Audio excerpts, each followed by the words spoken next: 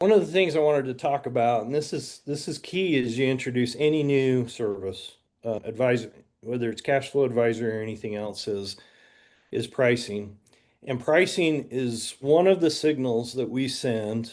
It's one of the signals we put out to people that teach them, help them understand that the service we offer is valuable. So we need to price our services in a way that helps clients see us differently rather than, oh, they're just my bookkeeper. That's not who we want to broadcast, that we are. And so, for example, what's the real difference between a $120 purse and a $2,600 purse or handbag, whatever the terminology is? Any any ideas? I don't know if anybody on here spent $2,600 on a purse, but I would guess just like perception. yeah. Yeah. I mean, there might be quality differences, but really it's the perception. It's the logo that people see you carrying on your purse, right? So I would just advocate that as you introduce new services that add more value, that you price those in a way that communicates, hey, I'm adding more value. And I've got one example. This is a client I worked with a few years ago. Um, and right after this, as this relationship ended, I helped them recruit a full-time CFO to bring on board. This client was already growing, so this wasn't 100% my work, but over 18 months, the two partners in the firm and I grew their cash balance from $200,000, $200,000 in the bank to $2.3 million in the bank. So we added $2 million in cash over 18 months. They needed they needed some discipline around revenue, pricing, what's the word I'm looking for? Sorry, receivables management, and then also payables management, things like that. So, my role was over those kinds of things to make sure that, that they were actually growing their cash rather than having it all come in and all go out.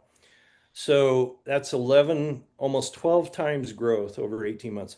So, and my question to you, what's that worth to a client? Any thoughts about how you would say my value to this client is X? I mean, if I was advertising this, it would be the full delta between where they started and where they ended, like Yeah. right before our relationship ended. Hmm. But yeah, I don't know. Is that how you see it too? Yeah. I'm curious if I think anybody even else more than has. that. Yeah, yeah, more than that, because it's the full delta plus the potential that their business would have been bankrupt had you not come in. That's a great point. That's a good point too. Yeah. You know, I if I had known ahead of time what was really possible, honestly, I think all three of us were kind of surprised at how well the growth went. I think it was a bit of luck and a bit of market magic at the time.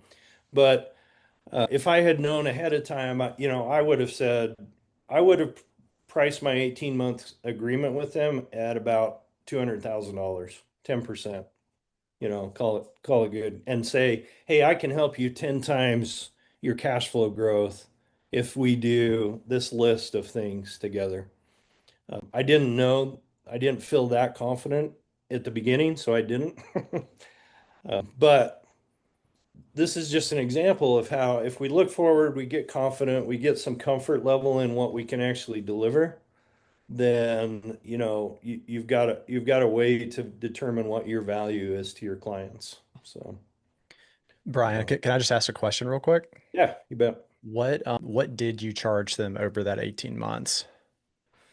Uh, it was well, I was a fractional CFO and I was spending about a quarter of my time in the company.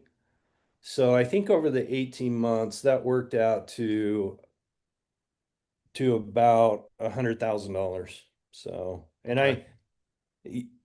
my rates are a little higher now. So I guess in today's dollars, I would probably get closer to 150,000 for that level of commitment to a company. So Got it. Got it. yeah. That's awesome.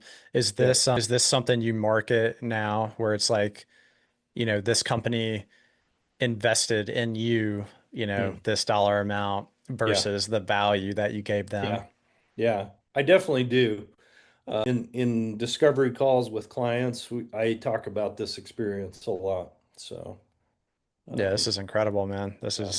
This is And something one to of have my on a current billboard. clients is a startup manufacturing company, and they have yet to break even.